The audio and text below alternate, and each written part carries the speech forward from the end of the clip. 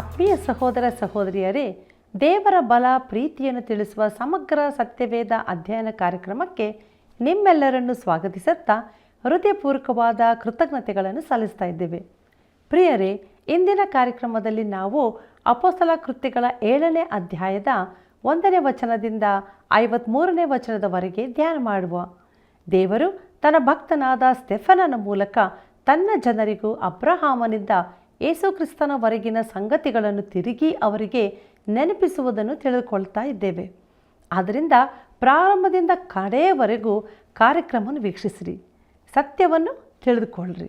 ಕರ್ತನಲ್ಲಿ ಪ್ರೀತಿಯುಳ್ಳ ದೇವಜನರೇ, ನನ್ನನ್ನು ನಂಬುವವನು ಸತ್ತರೂ ಬದುಕುವನು, ಮತ್ತು ಬದುಕುತ್ತಾ ನನ್ನ ನಂಬುವ ಪ್ರತಿಯೊಬ್ಬನು ಎಂದಿಗೂ ಸಾಯುವುದಿಲ್ಲ ಎಂಬುದಾಗಿ ಹೇಳಿದಂಥ ನಮ್ಮ ರಕ್ಷಕನಾದ ಯೇಸು ಕ್ರಿಸ್ತನ ಪರಿಶುದ್ಧವುಳ್ಳ ನಾಮದಲ್ಲಿ ನಿಮ್ಮೆಲ್ಲರನ್ನು ವಂದಿಸುತ್ತಾ ಇಂದಿನ ಕಾರ್ಯಕ್ರಮಕ್ಕೆ ಬಹು ಪ್ರೀತಿಯಿಂದ ಸ್ವಾಗತಿಸುತ್ತೇನೆ. ಪ್ರೀತಿಯುಳ್ಳ ದೇವಜನರೇ, ಇಂದು ನಾವು ಅಪೊಸ್ತಲ ಕೃತ್ಯಗಳು ಪುಸ್ತಕದ 7ನೇ ಅಧ್ಯಾಯದ ಧ್ಯಾನವನ್ನು ಪ್ರಾರಂಭಿಸೋಣ. ಇದರ ಮುಖ್ಯ ಪ್ರಸ್ತಾಪ ಸ್ಟೆಫನನ ಪ್ರಸಂಗ, ಹತಸಾಕ್ಷಿ ಮರಣ ಎಂಬುದಾಗಿದೆ. ಪ್ರಿಯರೇ, ಈ ಅಧ್ಯಾಯದಲ್ಲಿ ಸ್ಟೆಫನನು ಹಿರೀ ಸಭೆಯ ಮುಂದೆ ಮಾಡಿದ ಸಮರ್ಥನೆಯ ಪ್ರಸಂಗವನ್ನು ಕಾಣುತ್ತೇವೆ. ಅದು ನಿಜವಾಗಿ ಅವನ ಸಮರ್ಥನೆಯಾಗಿರದೆ ಇಡೀ ಇಸ್ರಾಯೇಲ್ ಜನಾಂಗದ ಚರಿತ್ರೆ. ಅವರು ದೇವರನ್ನು ಎದುರಿಸಿ ಆತನಿಗೆ ವಿರೋಧವಾಗಿ ನಡಕೊಂಡದ್ದೂ ಇದೆ. ಅವನು ಹಿರೀ ಸಭೆಯವರನ್ನು ದ್ರೋಹಿಗಳೆಂದು, ಯೇಸುವಿನ ಕೊಲೆಗಾರರೆಂದು ಕರೆಯುತ್ತಾನೆ. ಇದರಿಂದ ಅವರ ಸಿಟ್ಟು ಇನ್ನೂ ಕೆರಳಿ ಅವರು ಸ್ಟೆಫನನ್ನು ಕಲ್ಲೆಸೆದು ಕೊಲ್ಲುವುದಕ್ಕೆ ನಡೆಸುತ್ತದೆ. ಪ್ರಿಯರೇ, ಇಸ್ರಾಯೇಲ್ಯರ ಚರಿತ್ರೆಯನ್ನು ವಿಮರ್ಶಿಸುವಾಗ ಆ ಇಡೀ ಜನಾಂಗವು ಸಂಪೂರ್ಣವಾಗಿ ದೇವರನ್ನು ಆರಾಧಿಸಿದ ಸಮಯವೇ ಇರಲಿಲ್ಲವೆಂದು ಸ್ಟೆಫನನು ಹೇಳುತ್ತಾನೆ. ಆದರೂ ನಂಬಿಕೆಯಿಂದಿದ್ದ ಸಣ್ಣ ಗುಂಪು ಯಾವಾಗಲೂ ಅವರಲ್ಲಿತ್ತು, ಈಗಲೂ ನಿಜ ವಿಶ್ವಾಸಿಗಳು ಇರುವಂತೆಯೇ. ಪ್ರಿಯರೇ, ಅಪೊಸ್ತಲ ಕೃತ್ಯಗಳು 7ನೇ ಅಧ್ಯಾಯ ಮೊದಲಿನ 2 ವಚನಗಳನ್ನು ಗಮನಿಸೋಣ. ಅಲ್ಲಿ ಹೀಗೆ ನೋಡುತ್ತೇವೆ: ಆಗ ಮಹಾಯಾಜಕನು ಈ ಮಾತುಗಳು ಹೌದೋ ಎಂದು ಕೇಳಿದಕ್ಕೆ ಅವನು, ಸಹೋದರರೇ, ತಂದೆಗಳೇ, ಕೇಳಿರಿ. ನಮ್ಮ ಮೂಲಪುರುಷನಾದ ಅಬ್ರಹಾಮನು ಕಾರಾನಿನಲ್ಲಿ ವಾಸ ಮಾಡಿದ್ದಕ್ಕಿಂತ ಮುಂಚೆ ಮೆಸೊಪೊತಾಮ್ಯದಲ್ಲಿದ್ದಾಗ ಪ್ರಭಾವ ಸ್ವರೂಪನಾದ ದೇವರು ಅವನಿಗೆ ಕಾಣಿಸಿಕೊಂಡನು ಎಂಬುದಾಗಿ. ಕರ್ತನಲ್ಲಿ ಪ್ರೀತಿಯುಳ್ಳ ಸಹೋದರ ಸಹೋದರಿಯರೇ, ಅವರು ಅವನ ಮೇಲೆ ದೂರುಗಳನ್ನು ಹೇಳಿದರು. ಈ ದೂರುಗಳು ಹೌದೋ ಎಂದು ಅವರು ಅವನನ್ನು ಪ್ರಶ್ನಿಸುತ್ತಿದ್ದರು. ತನ್ನ ಉತ್ತರದಲ್ಲಿ ಅವನು ತನ್ನನ್ನು ಸಮರ್ಥಿಸಿಕೊಳ್ಳಲು ಹೋಗುವುದಿಲ್ಲ. ಅವರು ತನ್ನ ಮೇಲೆ ಹೇಳಿದ ದೂರುಗಳ ಸಂಗತಿಯನ್ನೇ ಮಾತನಾಡುವುದಿಲ್ಲ. ಎಂಥ ಅದ್ಭುತವಾದ ಆರಂಭ ನೋಡಿರಿ! ಅವನು ಅವರನ್ನು ಸಹೋದರರೇ ಎಂದು ಕರೆಯುತ್ತಾನೆ. ಹೌದು, ಅವರು ಶಾರೀರಿಕ ರೀತಿಯಲ್ಲಿ ಅವನ ಸಹೋದರರು. ಪ್ರಾಯಸ್ಥರನ್ನು ತಂದೆಗಳೇ ಎಂದು ಕರೆಯುತ್ತಾನೆ. ಹೌದು, ಅವನು ಯವನಸ್ಥನಾದ್ದರಿಂದ ಅವರಿಗೆ ಮರ್ಯಾದೆ ಕೊಡುತ್ತಾನೆ. ಪ್ರಿಯರೇ, ಈ ಯವನಸ್ಥನು ಸಭೆಯ ಮೊದಲ ಹತಸಾಕ್ಷಿಯಾಗಲಿದ್ದಾನೆ. ಪ್ರೀತಿಯುಳ್ಳ ದೇವಜನರೇ, ಸಭೆಯಲ್ಲಿ ಪ್ರಮುಖ ಸ್ಥಾನದಲ್ಲಿದ್ದ ಇಬ್ಬರು, ಸ್ಟೆಫನನು ಹಾಗೂ ನಾವು ಮುಂದೆ ನೋಡಲಿರುವ ತಾರ್ಸದ ಸೌಲನು. ಆದಿ ಸಭೆಯ ರೂಪುಗೊಳ್ಳುವಿಕೆಯಲ್ಲಿ ಈ ಇಬ್ಬರ ಪಾತ್ರ ಬಹು ದೊಡ್ಡದು. ಇಬ್ಬರೂ ವಿಶೇಷ ಯವನಸ್ಥರಾಗಿದ್ದರು. ಇಬ್ಬರೂ ಉತ್ತಮ ವರಗಳನ್ನು ಹೊಂದಿದ್ದು ಪವಿತ್ರಾತ್ಮನಿಂದ ಉಪಯೋಗಿಸಲ್ಪಟ್ಟವರು. ಆದರೆ ಅವರು ಒಬ್ಬರನ್ನೊಬ್ಬರು ಸಂಧಿಸಿದಾಗ ಅವರು ಪರಸ್ಪರ ವೈರಿಗಳಾಗಿದ್ದರು. ಪ್ರೀತಿಯುಳ್ಳ ದೇವಜನರೇ, ಯೇಸುವಿನೊಂದಿಗೆ ಕ್ರೂಜಿಸಲ್ಪಟ್ಟ ಕಳ್ಳರಿಬ್ಬರನ್ನು ವಿಭಾಗಿಸಿದಂತೆ ಕ್ರಿಸ್ತನ ಕ್ರೂಜಿಯು ಈ ಇಬ್ಬರು ಯುವಕರನ್ನು ಪ್ರತ್ಯೇಕಿಸಿತು. ಪೌಲನು ಕೊರಿಂಥದವರಿಗೆ ಬರೆದ 1ನೇ ಪತ್ರಿಕೆ 1ನೇ ಅಧ್ಯಾಯ 18ನೇ ವಚನದಲ್ಲಿ ತಾನು ಏನು ಹೇಳುತ್ತಿದ್ದಾನೆಂದು ತಿಳಿದವನಾಗಿದ್ದನು.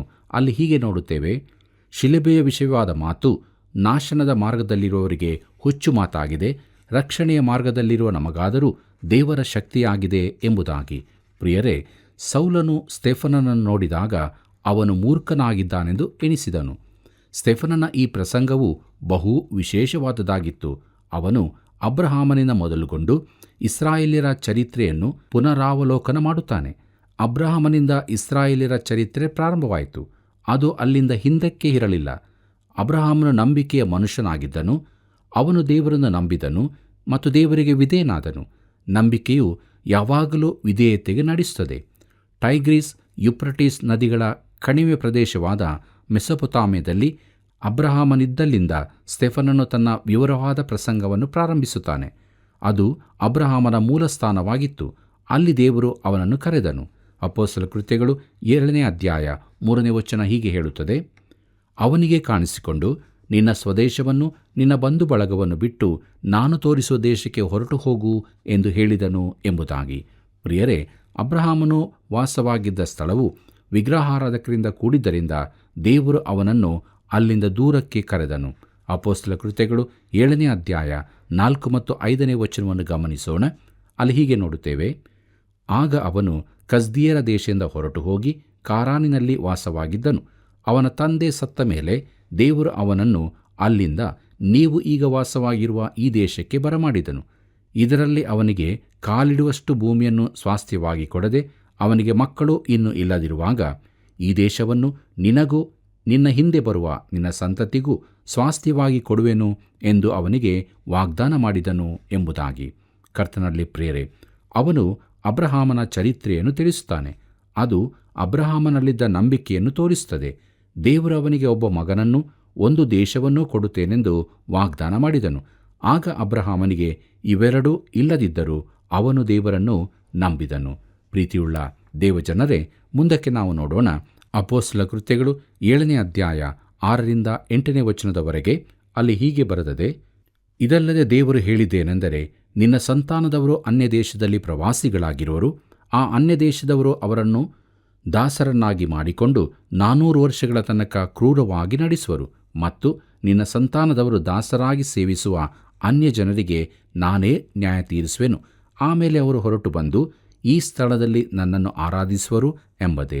ಇದಲ್ಲದೆ ದೇವರು ಅವನ ಸಂಗಡ ಒಡಂಬಡಿಕೆಯನ್ನು ಮಾಡಿಕೊಂಡು ಅದಕ್ಕೆ ಗುರುತಾಗಿ ಸುನ್ನತಿಯನ್ನು ನೇಮಿಸಿದನು. ಅದಕ್ಕನುಸಾರವಾಗಿ ಅಬ್ರಹಾಮನು ಈಸಾಕನನ್ನು ಪಡೆದು 8ನೆಯ ದಿವಸದಲ್ಲಿ ಅವನಿಗೆ ಸುನ್ನತಿ ಮಾಡಿದನು. ಮುಂದೆ ಈಸಾಕನು ಯಾಕೋಬನನ್ನು ಪಡೆದನು. ಯಾಕೋಬನು 12 ಮಂದಿ ಮೂಲಪಿತೃಗಳನ್ನು ಪಡೆದನು ಎಂಬುದಾಗಿ. ಪ್ರೀತಿಯುಳ್ಳ ದೇವಜನರೇ, ಸ್ತೆಫನನು ಅಬ್ರಹಾಮನಿಂದ ಮುಂದಕ್ಕೆ ಇಸ್ರಾಯೇಲ್ಯರಲ್ಲಿನ ಪಿತೃಗಳ ಕುರಿತಾಗಿ ತಿಳಿಸತೊಡಗುತ್ತಾನೆ. ಹೊಟ್ಟೆಕಿಚ್ಚು ದ್ವೇಷಗಳಿಂದ ಯೋಸೇಫನನ್ನು ಐಗುಪ್ತರಿಗೆ ಮಾರಿದ ಅವನ ಸಹೋದರರ ಕುರಿತಾಗಿ ಮಾತನಾಡುತ್ತಾನೆ. ಆದರೆ ದೇವರು ತನ್ನ ಕೈ ಹಾಕಿ ಯೋಸೇಫನನ್ನು ಉಳಿಸುತ್ತಾನೆ.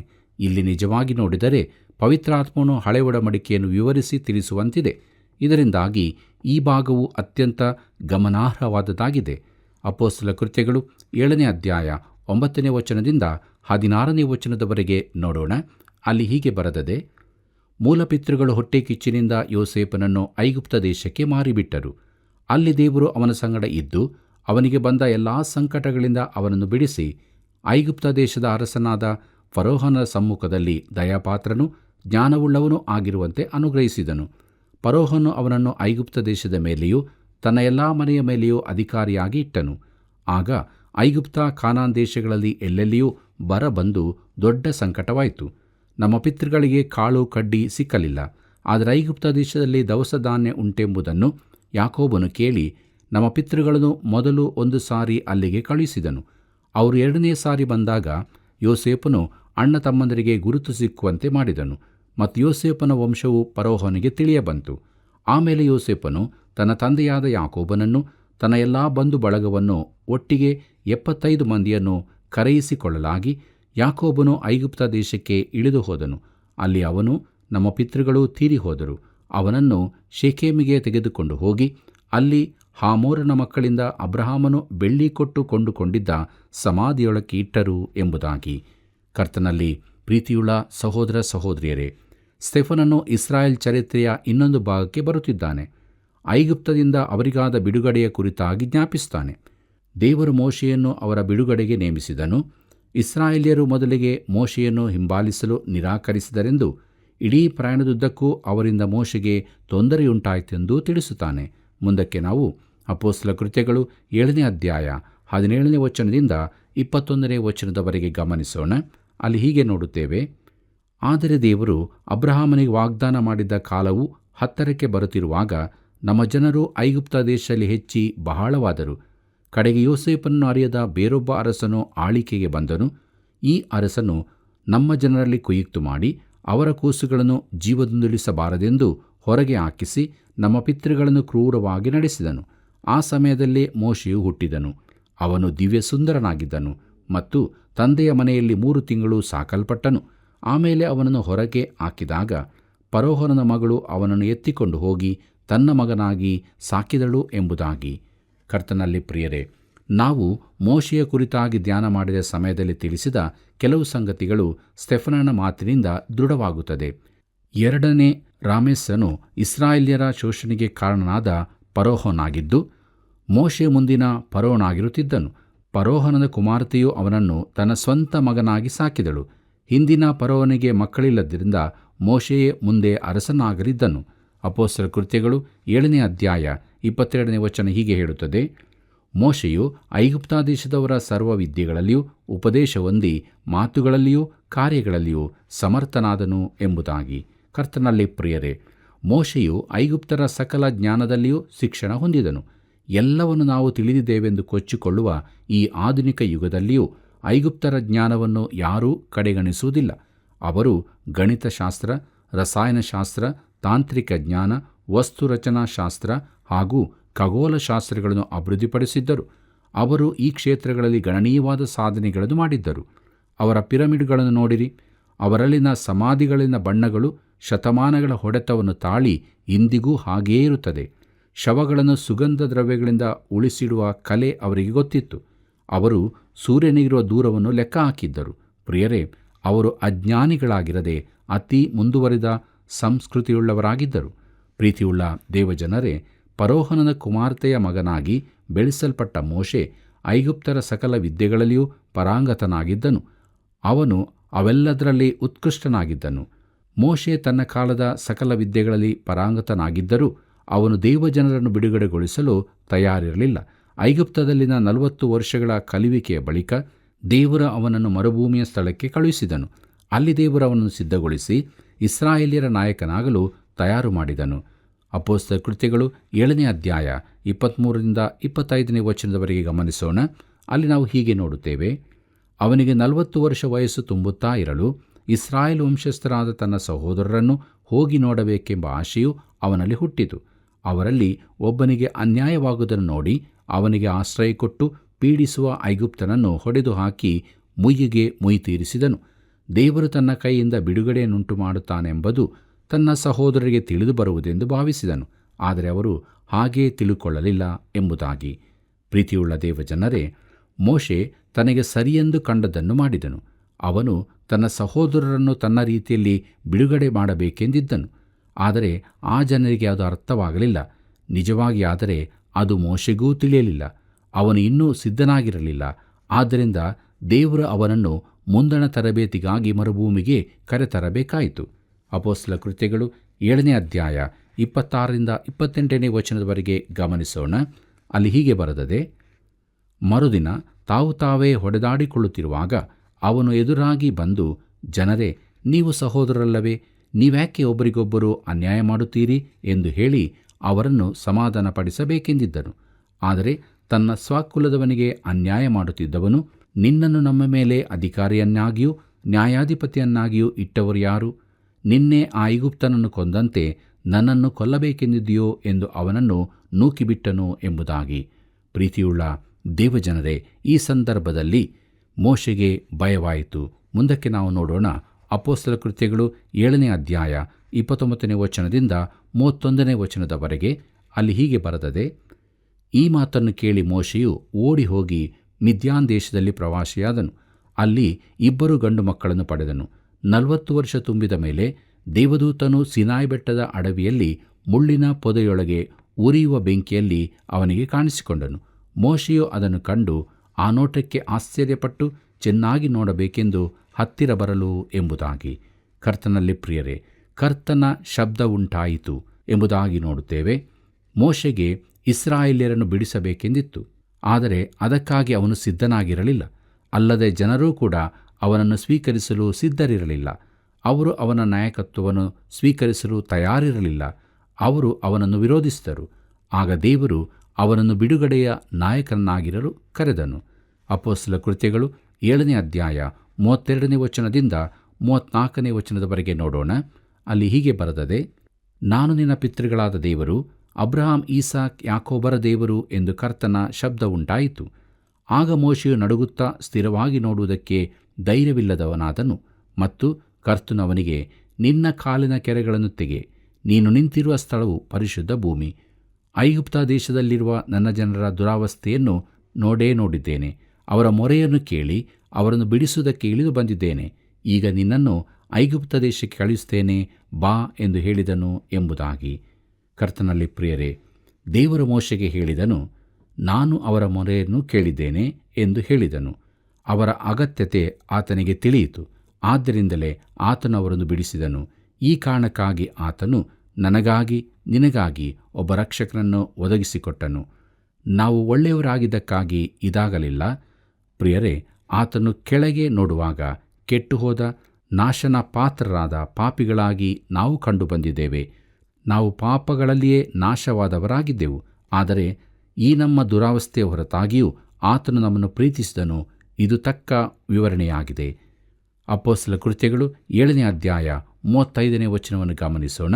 ಅಲ್ಲಿ ಹೀಗೆ ನೋಡುತ್ತೇವೆ, ಅವರು ಯಾವ ಮೋಶೆಯನ್ನು ನಿನ್ನನ್ನು ಅಧಿಕಾರಿಯನ್ನಾಗಿಯೂ ನ್ಯಾಯಾಧಿಪತಿಯನ್ನಾಗಿಯೂ ಇಟ್ಟವರು ಯಾರೆಂದು ಹೇಳಿ ಬೇಡವೆಂದರೋ ಅವನನ್ನೇ ದೇವರು ಪೊದೆಯಲ್ಲಿ ಕಾಣಿಸಿಕೊಂಡ ದೂತನ ಕೈಯಿಂದ ಅಧಿಕಾರಿಯನ್ನಾಗಿಯೂ ಬಿಡುಗಡೆ ಮಾಡುವನ್ನಾಗಿಯೂ ನೇಮಿಸಿದನು ಎಂಬುದಾಗಿ. ಪ್ರೀತಿಯುಳ್ಳ ಸಹೋದರ ಸಹೋದರಿಯರೇ, ಇಸ್ರಾಯೇಲ್ ಜನಾಂಗದ ಚರಿತ್ರೆಯಲ್ಲಿ ದೇವದೂತರ ಕಾರ್ಯಗಳ ಮೇಲೆ ಇಡಲ್ಪಟ್ಟ ಪ್ರಾಮುಖ್ಯತೆಯನ್ನು ಗಮನಿಸಿರಿ. ಇಸ್ರಾಯೇಲ್ಯರ ಚರಿತ್ರೆಯುದ್ದಕ್ಕೂ ಈ ಸಂಗತಿಯನ್ನು ನಾವು ಕಾಣುತ್ತೇವೆ. ಪ್ರಿಯರೇ, ಸಭೆಯ ಈ ಯುಗದಲ್ಲಿ ದೇವರು ದೂತರ ಮೂಲಕ ಸಂದೇಶಗಳನ್ನು ಕಳುಹಿಸುತ್ತಿಲ್ಲ. ನನ್ನ ಸುತ್ತಮುತ್ತಲಂತೂ ಯಾವ ದೂತನೂ ಸಂದರ್ಶಿಸಲಿಲ್ಲ. ನಿಮಗೂ ಯಾರೂ ಕಾಣಿಸಿರಲಿಕ್ಕಿಲ್ಲವೆಂದು ನಾನು ತಿಳಿಸುತ್ತೇನೆ. ಆದರೆ ದೇವದೂತರು ಇಸ್ರಾಯೇಲ್ ಜನಾಂಗಕ್ಕೆ ಕಾಣಿಸಿಕೊಂಡರು ಹಾಗೂ ದೇವರಿಂದ ಸಂದೇಶಗಳನ್ನು ತಂದರು.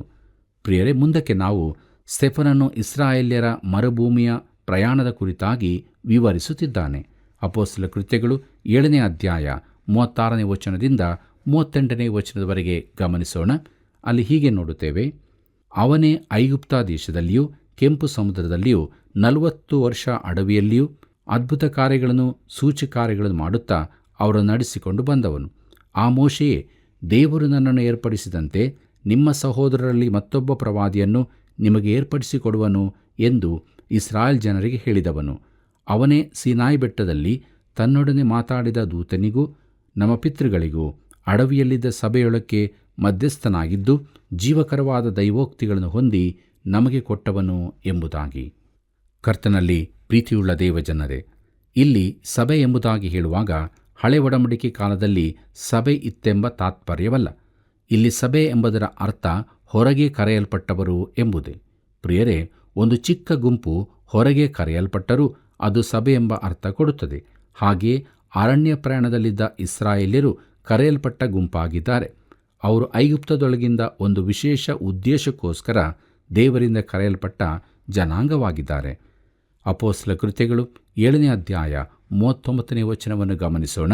ಅಲ್ಲಿ ಹೀಗೆ ನೋಡುತ್ತೇವೆ, ಆದರೆ ನಮ್ಮ ಪಿತೃಗಳು ಅವನ ಮಾತುಗಳನ್ನು ಕೇಳುವುದಕ್ಕೆ ಮನಸ್ಸಿಲ್ಲದವರಾಗಿ ಅವನನ್ನು ತಳ್ಳಿಬಿಟ್ಟು ತಿರುಗಿ ಐಗುಪ್ತ ದೇಶದ ಕಡೆಗೆ ಮನಸ್ಸಿಟ್ಟರು ಎಂಬುದಾಗಿ. ಕರ್ತನಲ್ಲಿ ಪ್ರಿಯರೇ, ದೈಹಿಕ ಹಾಗೂ ಭೌತಿಕ ರೀತಿಯಲ್ಲಿ ಇಸ್ರಾಯೇಲ್ಯರು ಐಗುಪ್ತಕ್ಕೆ ಹಿಂತಿರುಗಲಿಲ್ಲ. ಆದರೆ ತಮ್ಮ ಹೃದಯದ ಯೋಚನೆಗಳಲ್ಲಿ ಅನೇಕ ಬಾರಿ ಐಗುಪ್ತಕ್ಕೆ ಹೋದರು. ಅದೇ ರೀತಿಯಲ್ಲಿ ಈ ದಿನಗಳಲ್ಲಿಯೂ ಅನೇಕರು ತಾವು ಈ ಲೋಕದ ಮಾಂಸಭಾವದ ಪಾಪಗಳನ್ನು ಹೇಸುತ್ತೇವೆಂದು ಹೇಳುತ್ತಾರೆ. ಇತರರ ಕಡೆಗೆ ಸುಲಭವಾಗಿ ಬೆರಳು ತೋರಿಸಿ ಅವರ ಪಾಪಗಳನ್ನು ಖಂಡಿಸುತ್ತಾರೆ. ಆದರೆ ನಾವು ನಮ್ಮನ್ನೇ ಕೇಳಿಕೊಳ್ಳಬೇಕಾದ ಒಂದು ಪ್ರಶ್ನೆ ಏನೆಂದರೆ, ನಾನು ಇಂಥದ್ದನ್ನು ಮಾಡುವ ಆಶೆ ಹೊಂದಿದ್ದೇನೋ? ನನ್ನ ಹೃದಯ ಎಲ್ಲಿರುತ್ತದೆ ಎಂಬುದಾಗಿ. ಪ್ರಿಯರೇ, ಇಸ್ರಾಯೇಲ್ಯರು ತಮ್ಮ ಹೃದಯಗಳಲ್ಲಿ ಐಗುಪ್ತಕ್ಕೆ ಹಿಂತಿರುಗಿದ್ದರು. ಮುಂದಕ್ಕೆ ನಾವು ಅಪೊಸ್ತಲ ಕೃತ್ಯಗಳು 7ನೇ ಅಧ್ಯಾಯ 40ನೇ ವಚನವನ್ನು ಗಮನಿಸೋಣ. ಅಲ್ಲಿ ಹೀಗೆ ಬರೆದದೆ, ಅವರು ಆರೋನನಿಗೆ, ಐಗುಪ್ತ ದೇಶದಿಂದ ನಮ್ಮನ್ನು ಕರೆಕೊಂಡು ಬಂದ ಆ ಮೋಶೆಯು ಏನಾದನೋ ಗೊತ್ತಿಲ್ಲ. ನಮ್ಮ ಮುಂದುಗಡೆಯಲ್ಲಿ ಹೋಗುವುದಕ್ಕೆ ದೇವರುಗಳು ನಮಗೆ ಮಾಡಿಕೊಡು ಎಂದು ಹೇಳಿದರು ಎಂಬುದಾಗಿ. ಪ್ರಿಯರೇ, ಅವರು ಮೋಶೆಯನ್ನು ತಿರಸ್ಕರಿಸಿದ್ದರಿಂದ ಅವನಿಗೇನಾಯಿತು ಎಂಬುದರ ಚಿಂತೆಯೇ ಅವರಿಗಿರಲಿಲ್ಲ. ಅಪೊಸ್ತಲ ಕೃತ್ಯಗಳು 7ನೇ ಅಧ್ಯಾಯ 41ನೇ ವಚನವನ್ನು ಗಮನಿಸೋಣ. ಅಲ್ಲಿ ಹೀಗೆ ಬರೆದದೆ, ಆ ದಿನಗಳಲ್ಲಿ ಅವರು ಒಂದು ಬಸವನನ್ನು ಮಾಡಿ ಆ ವಿಗ್ರಹಕ್ಕೆ ಬಲಿಯನ್ನರ್ಪಿಸಿ ತಮ್ಮ ಕೈಗಳಿಂದ ಮಾಡಿದ ವಸ್ತುಗಳಲ್ಲಿ ಉಲ್ಲಾಸಪಟ್ಟರು ಎಂಬುದಾಗಿ. ಕರ್ತನಲ್ಲಿ ಪ್ರಿಯರೇ, ಇಸ್ರಾಯೇಲ್ಯರು ಯಾವಾಗಲೂ ತಿರುಗಿ ಬೀಳುವರಾದರೆಂಬುದನ್ನು ಸ್ತೆಫನನು ತೋರಿಸಿಕೊಡುತ್ತಿದ್ದಾನೆ. ಅಪೊಸ್ತಲ ಕೃತ್ಯಗಳು 7ನೇ ಅಧ್ಯಾಯ 42ನೇ ವಚನವನ್ನು ಗಮನಿಸೋಣ. ಅಲ್ಲಿ ಹೀಗೆ ನೋಡುತ್ತೇವೆ, ಆದರೆ ದೇವರು ಅವರಿಗೆ ವಿಮುಖನಾಗಿ ಆಕಾಶದ ನಕ್ಷತ್ರಗಣವನ್ನು ಪೂಜಿಸುವುದಕ್ಕೆ ಅವರನ್ನು ಒಪ್ಪಿಸಿಬಿಟ್ಟನು. ಪ್ರವಾದಿಗಳ ಗ್ರಂಥದಲ್ಲಿ ಬರೆದಿರುವುದೇನೆಂದರೆ, ಇಸ್ರಾಯೇಲ್ ವಂಶದವರೇ, ನೀವು ಅರಣ್ಯದಲ್ಲಿದ್ದ 40 ವರ್ಷ ನನಗೆ ಯಜ್ಞಗಳನ್ನು ಬಲಿಗಳನ್ನು ಅರ್ಪಿಸುತ್ತಿದ್ದೀರೋ ಇಲ್ಲವಲ್ಲ ಎಂಬುದಾಗಿ. ಪ್ರೀತಿಯುಳ್ಳ ದೇವಜನರೇ, ಅವರು ವಿಗ್ರಹಾರಾಧನೆಗೆ ತಿರುಗಿಕೊಂಡರು. ಇದರಿಂದಾಗಿ ಮೋಶೆಯು ಮುಂದಕ್ಕೆ ಯೆಹೋಶುವನು ಅವರು ತಮ್ಮ ವಿಗ್ರಹಗಳಿಂದ ತಿರುಗಿಕೊಂಡು ದೇವರನ್ನೇ ಆರಿಸಿಕೊಂಡರು ಎಂಬುದಾಗಿ ಬರೆಯುತ್ತಾರೆ. ಅಪೊಸ್ತಲ ಕೃತ್ಯಗಳು 7ನೇ ಅಧ್ಯಾಯ 43ನೇ ವಚನದಿಂದ 45ನೇ ವಚನದವರೆಗೆ ಗಮನಿಸೋಣ. ಅಲ್ಲಿ ಹೀಗೆ ನೋಡುತ್ತೇವೆ: ಅದಕ್ಕೆ ಬದಲಾಗಿ ನೀವು ಪೂಜಿಸಬೇಕೆಂದು ಮಾಡಿಕೊಂಡ ಮೂರ್ತಿಗಳನ್ನು, ಅಂದರೆ ಮೇಲೋಕನ ಗುಡಾರವನ್ನು, ರೋಂಫಾ ದೇವತೆಯ ನಕ್ಷತ್ರ ರೂಪವನ್ನು ಹೊತ್ತುಕೊಂಡು ಹೋದಿರಿ. ಆದುದರಿಂದ ನಾನು ನಿಮ್ಮನ್ನು ಬಾಬೇಲಿನ ಆಚೆಗೆ ಗಡೀಪಾರು ಮಾಡುವೆನು ಎಂಬುದು. ದೇವದರ್ಶನ ಗುಡಾರವು ಅಡವಿಯೊಳಕ್ಕೆ ನಮ್ಮ ಪಿತೃಗಳ ಬಳಿಯಲ್ಲಿ ಇತ್ತು. ಮೋಶೆಯ ಸಂಗಡ ಮಾತಾಡಿದವನು ನೀನು ನೋಡಿದ ಮಾದರಿಯ ಪ್ರಕಾರವೇ ಅದನ್ನು ಮಾಡಿಸಬೇಕೆಂದು ನೇಮಿಸಿದ್ದನು. ನಮ್ಮ ಹಿರಿಯರು ಅದನ್ನು ತಮ್ಮ ತಂದೆಗಳಿಂದ ಹೊಂದಿದರು. ಅವರು ಯೆಹೋಶುವನ ಹಿಂದೆ ಬಂದು ದೇವರು ತಮ್ಮ ಮುಂದೆ ಹೊರಡಿಸಿದ ಅನ್ಯಜನಗಳ ದೇಶವನ್ನು ಸ್ವಾಧೀನ ಮಾಡಿಕೊಂಡಾಗ ಆ ಗುಡಾರವನ್ನು ಕೂಡ ತಂದರು. ಅದು ದಾವೀದನ ಕಾಲದವರೆಗೂ ಇಲ್ಲೇ ಇತ್ತು ಎಂಬುದಾಗಿ. ಪ್ರಿಯರೇ, ಅಪೊಸ್ತಲ ಕೃತ್ಯಗಳು 7ನೇ ಅಧ್ಯಾಯ 46ನೇ ವಚನ ಹೀಗೆ ಹೇಳುತ್ತದೆ: ದಾವೀದನು ದೇವರ ಸನ್ನಿಧಾನದಲ್ಲಿ ಕೃಪೆ ಹೊಂದಿ ಯಾಕೋಬನ ವಂಶದವರಿಗೋಸ್ಕರ ದೇವಾಲಯವನ್ನು ಕಟ್ಟಿಸುವುದಕ್ಕೆ ಅಪ್ಪಣೆಯಾಗಬೇಕೆಂದು ಕೇಳಿಕೊಂಡರು ಎಂಬುದಾಗಿ. ಪ್ರಿಯರೇ, ದೇವಾಲಯ ಕಟ್ಟಬೇಕೆನ್ನುವುದು ದಾವೀದನ ಯೋಚನೆಯಾಗಿತ್ತು. ದೇವಾಲಯವನ್ನು ಸೊಲೊಮೋನನು ಕಟ್ಟಿಸಿದರೂ ಅದನ್ನು ದಾವೀದನ ದೇವಾಲಯವೆಂದು ಕರೆಯಬೇಕಿತ್ತೆಂದು ನನ್ನ ಅಭಿಮತ. ಪ್ರಿಯರೇ, ಮುಂದಕ್ಕೆ ನಾವು ನೋಡೋಣ. ಅಪೊಸ್ತಲ ಕೃತ್ಯಗಳು 7ನೇ ಅಧ್ಯಾಯ 47ನೇ ವಚನದಿಂದ 50ನೇ ವಚನದವರೆಗೆ. ಅಲ್ಲಿ ಹೀಗೆ ಬರೆದದೆ: ಆದರೆ ಆತನಿಗೋಸ್ಕರ ಮನೆಯನ್ನು ಕಟ್ಟಿಸಿದವನು ಸೊಲೊಮೋನನು. ಆದರೂ ಪರಾತ್ಮರನು ಕೈಯಿಂದ ಕಟ್ಟಿದ ಮನೆಗಳಲ್ಲಿ ವಾಸ ಮಾಡುವವನಲ್ಲ. ಆಕಾಶವು ನನಗೆ ಸಿಂಹಾಸನ, ಭೂಮಿಯು ನನ್ನ ಪಾದಗಳಿಗೆ ಪೀಠ. ನೀವು ನನಗೆ ಎಂಥ ಮನೆಯನ್ನು ಕಟ್ಟಿಕೊಡುವಿರಿ? ನನ್ನ ವಿಶ್ರಾಂತಿಗೆ ತಕ್ಕ ಸ್ಥಳವು ಯಾವುದು? ಇವುಗಳನ್ನೆಲ್ಲ ನನ್ನ ಕೈಯೇ ನಿರ್ಮಿಸಿತಲ್ಲ ಎಂಬುದಾಗಿ ಕರ್ತನು ಹೇಳುತ್ತಾನೆ ಎಂದು ಪ್ರವಾದಿಯು ನುಡಿದಿದ್ದಾನೆ ಎಂಬುದಾಗಿ. ಪ್ರಿಯರೇ, ಈಗ ಅವನು ಆ ಕಾಲದ ಧಾರ್ಮಿಕ ನಾಯಕರನ್ನು ಖಂಡಿಸತೊಡಗುತ್ತಾನೆ. ಪ್ರೀತಿಯುಳ್ಳ ದೇವಜನರೇ, ನಮ್ಮ ಕಾರ್ಯಕ್ರಮದ ಕೊನೆ ಭಾಗದಲ್ಲಿ ನಾವು ಬಂದಿರುವಾಗ ಕಡೆಯದಾಗಿ ಅಪೊಸ್ತಲ ಕೃತ್ಯಗಳು 7ನೇ ಅಧ್ಯಾಯ 51ನೇ ವಚನದಿಂದ 53ನೇ ವಚನದವರೆಗೆ ಗಮನಿಸೋಣ. ಅಲ್ಲಿ ಹೀಗೆ ನೋಡುತ್ತೇವೆ: ಚಂಡಿಗಳೇ, ಮನಶುದ್ಧಿಯೂ ಕರ್ಣಶುದ್ಧಿಯೂ ಇಲ್ಲದವರೇ, ನಿಮ್ಮ ಪಿತೃಗಳು ಹೇಗೋ ಹಾಗೆಯೇ ನೀವು ಯಾವಾಗಲೂ ಪವಿತ್ರಾತ್ಮನನ್ನು ಎದುರಿಸುವರಾಗಿದ್ದೀರಿ. ಪ್ರವಾದಿಗಳಲ್ಲಿ ನಿಮ್ಮ ಪಿತೃಗಳು ಹಿಂಸೆಪಡಿಸಿದವರು ಯಾರಿದ್ದಾರೆ? ಅವರು ಆ ನೀತಿ ಸ್ವರೂಪನ ಆಗಮನದ ವಿಷಯದಲ್ಲಿ ಮುಂತಿಳಿಸಿದವರನ್ನು ಕೊಂದರು. ನೀವು ಈಗ ಆತನನ್ನು ಹಿಡುಕೊಟ್ಟು ಕೊಂದವರಾದಿರಿ. ದೇವದೂತರ ಮೂಲಕ ನೇಮಕವಾದ ಧರ್ಮಶಾಸ್ತ್ರವನ್ನು ನೀವು ಹೊಂದಿದವರಾದರೂ ಅದನ್ನು ಅನುಸರಿಸುವುದಿಲ್ಲ ಎಂದು ಹೇಳಿದನು ಎಂಬುದಾಗಿ. ಪ್ರೀತಿಯುಳ್ಳ ದೇವಜನರೇ, ಅವರೆಲ್ಲರೂ ದೈಹಿಕ ಸುನ್ನತಿ ಹೊಂದಿದವರಾಗಿದ್ದರೂ ಅವರ ಹೃದಯ ಕಿವಿಗಳು ಶುದ್ಧವಾಗಿರಲಿಲ್ಲ. ಅಂದರೆ ಅವರ ಪೂರ್ವಜರಂತೆ ದೇವರ ಮಾತಿಗೆ ಅವರು ಕಿವಿಗೊಡಲೇ ಇಲ್ಲ. ಪ್ರೀತಿಯುಳ್ಳ ಸಹೋದರ ಸಹೋದರಿಯರೇ, ಸ್ತೆಫನನ ಈ ಅದ್ಭುತ ಪ್ರಸಂಗದಲ್ಲಿ ಐಗುಪ್ತದಿಂದಾದ ಬಿಡುಗಡೆ, ದೇವರು ಮೋಶೆಯನ್ನು ನಾಯಕನನ್ನಾಗಿ ಮಾಡಿದ್ದು, ಇಸ್ರಾಯೇಲ್ಯರು ಅವನಿಗೆ ಒಳಗಾಗದೇ ಇದ್ದದ್ದು, ಅರಣ್ಯ ಮಾರ್ಗದಲ್ಲಿ ಅವರು ದೇವರಿಗೆ ತಿರುಗಿ ಬೀಳುತ್ತಲೇ ಇದ್ದದ್ದು, ಚಿನ್ನದ ಬಸವನ ಆರಾಧನೆ ಇತ್ಯಾದಿ.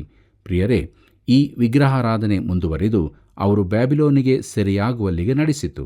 ಯೆಹೋಶುವನು ಅವರನ್ನು ಕಾನಾನಿಗೆ ನಡೆಸಿದಂತೆ ಯೇಸು ಕ್ರಿಸ್ತನು ನಮ್ಮನ್ನು ಪರಲೋಕಕ್ಕೆ ನಡೆಸುತ್ತಾನೆ.